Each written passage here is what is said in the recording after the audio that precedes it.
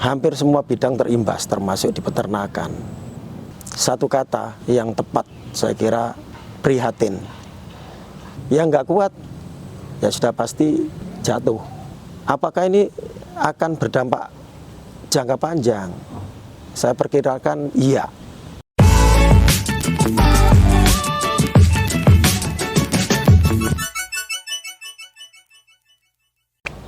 Halo, jumpa lagi bersama IW Channel yang kali ini akan menampilkan narasi dan video yang berkaitan dan segala informasi tentang perunggasan. Kreasi ini ditujukan khususnya kepada insan perunggasan Indonesia yang berisi edukasi, segala informasi apapun yang berkaitan dengan peternakan, analisa, solusi, dan sebagainya. Dan tentu nanti ada sedikit gift music.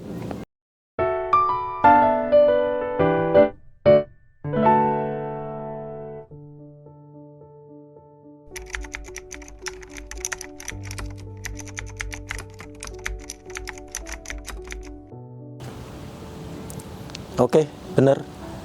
Dan satu kata yang tepat saya kira prihatin. Kenapa saya bilang begitu? Karena keterpurukan yang ada ini selain waktunya cukup lama sejak pandemi COVID-19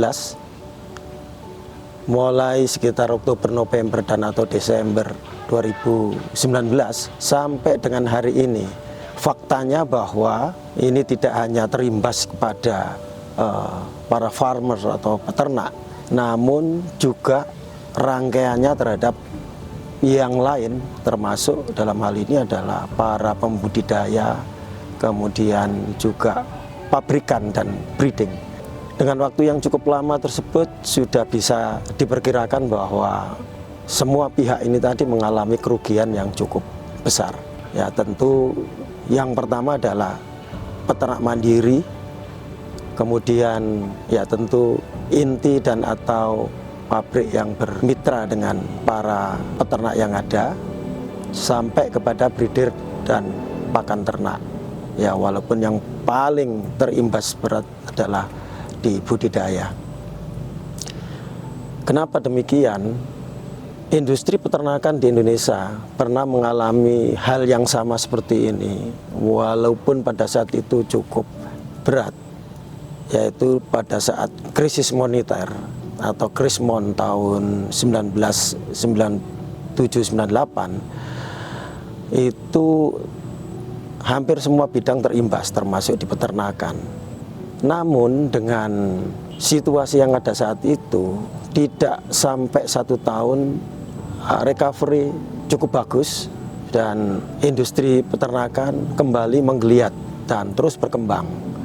Dalam perjalanannya juga ada masalah-masalah yang berkaitan dengan avian influenza, di mana itu juga mempengaruhi terhadap konsumsi daripada masyarakat yang saat itu enggan untuk mau makan daging ayam, takut terhadap efek AI atau avian influenza. Jadi ada AI1, ada AI2.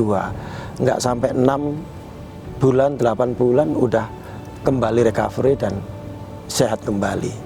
Dan faktanya bahwa harga daripada ayam atau daging ayam terus semakin terpuruk.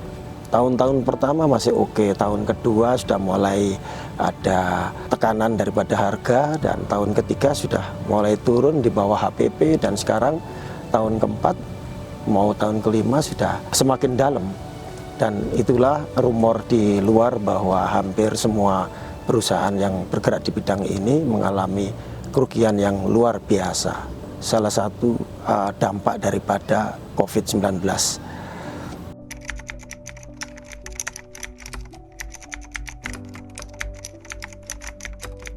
Ya, antara lain bahwa yang jelas kita kembali lagi tidak terjadinya balance supply demand, di mana supply dari produksi ini cukup berkembang luar biasa, bahkan tidak terkendali, sehingga melebihi daripada kebutuhan rata-rata per minggu, per bulan, atau per tahun daripada ayam yang dikonsumsi oleh masyarakat Indonesia.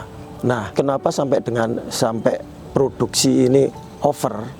Dan itu sudah tahu kita dampaknya adalah kalau sudah over itu penjualan di pasar akan tidak sehat, karena ayam ini merupakan produk yang tidak bisa disimpan dalam bentuk hidup, karena pada umur tertentu sudah harus dijual. Bisa disimpan tapi dalam tahapan yang lain, yaitu dipotong, kemudian simpan dalam frozen, dan seterusnya dijual pada saat dibutuhkan. Investor yang bergerak dan berkeinginan untuk masuk ke bidang ini cukup luar biasa tingginya. Bukan saja pemain yang sudah established atau yang sudah ada, tapi yang baru pun pengen masuk, dan mereka punya kapital yang cukup untuk mesti harus nambah kapasitasnya, baik yang ada maupun yang baru. Sayangnya dalam hal ini tidak dibarengi dengan analisa dan atau tindakan kontrol terhadap balance sheet supply demand ini. Lebih-lebih bahwa faktor ekonomi akibat dari pandemi itu ikut mempengaruhi konsumsi masyarakat terhadap pembelian atau makan daging, ayam, dan telur. Nah, sehingga bisa dibayangkan produksinya over, kebutuhannya atau demand-nya berkurang. Yang terjadi adalah persaingan penjualan end product. Daging yang dijual berupa ayam potong dan ayam hidup mengalami atau bersaing dengan cara tidak sehat. Jor-joran, akhirnya harga jatuh. Dan ini berlangsung lama. Yang nggak kuat, ya sudah pasti jatuh. Dalam hal ini yang pertama adalah peternak. Dan saya merupakan bagian daripada komunitas itu. Dari pengamatan dan pengalaman yang sudah-sudah, di mana saya pernah bekerja di dalam satu industri peternakan, kira-kira ya 15 tahun di feed mill, 20 tahun di kemitraan, dan 5 tahun masuk ke tahun kelima sebagai farmer. Dan itu cukup pengalaman ini untuk bisa menganalisa bahwa kondisi ini harus segera diatasi secara serius.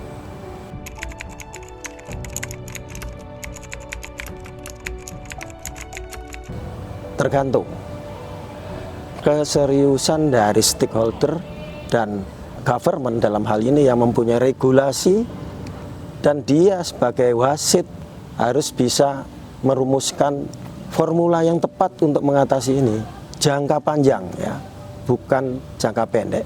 Kalau jangka pendek cukup dengan sekarang yang selama ini dilakukan oleh mereka atau para pelaku usaha ini dengan cutting, yaitu memotong bagian daripada jumlah produksi yang ada disesuaikan dengan demand atau kebutuhan yang ada. Tapi ini bukan solusi yang untuk jangka panjang karena sifatnya parsial. Kapan dibutuhkan, saat itu dikurangi jumlah produksi dengan melibatkan sebagian besar atau semua daripada pelaku usaha yang ada. Nah, dengan demikian terbentuk sesaat balance daripada supply demand. Nah, apakah ini akan berdampak jangka panjang? Saya perkirakan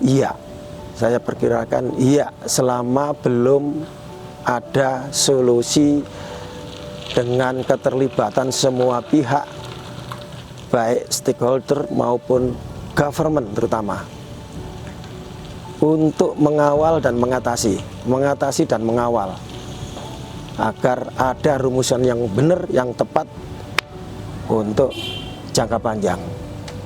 Nah, oke, ini sebetulnya rangkaiannya masih panjang karena model bisnis yang ada saat ini dan hampir diikuti oleh semua pabrikan, baik yang besar, sedang atau kecil, itu adalah kemitraan.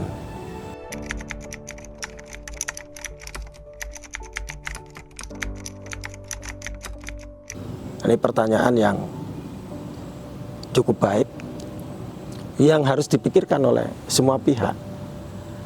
Karena faktanya hampir semua pelaku industri peternakan yang ada itu mempunyai perangkat dengan model bisnis kemitraan. Tapi nyatanya tidak semua pelaku itu bertahan sampai dengan hari ini dengan kemitraan yang ada.